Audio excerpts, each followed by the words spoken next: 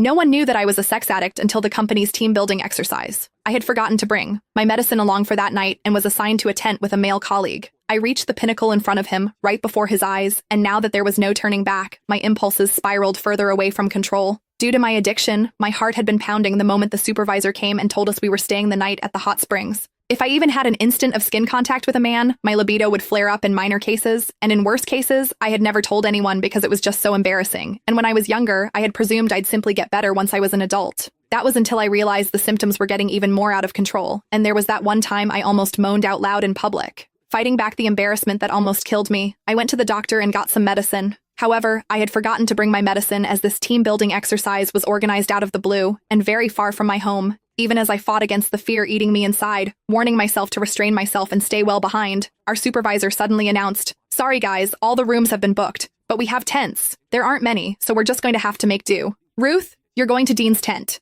And that was how we got to the situation right now. Me, a sex addict with no meds within reach, following the burly man into the tent.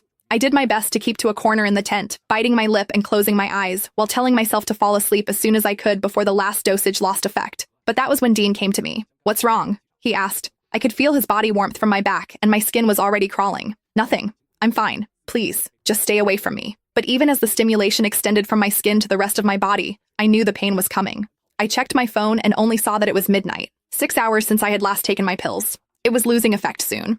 My whole body was shuddering, while there was a warm stream gushing out between my legs. I kept my head buried between my legs and did my best not to look at Dean. People would mock me for being a skank if they noticed my condition, and I couldn't bear to stay in the company at that point. Meanwhile, Miles Hendricks, the other colleague in the tent, was already snoring out loud. I kept clenching my knuckles, my own nails digging into my palm. The pain calmed me somewhat, and I told Dean, "Sorry, I'm not distancing myself. I'm just not feeling well." Never could I have expected Dean to move toward me without another word, reaching out with his large, warm palm and pressing it over my forehead. Even as he held his palm steady, I found myself staring at his chest and nothing else. I could also see that distinct collarbone and chiseled chest under his shirt. The next moment,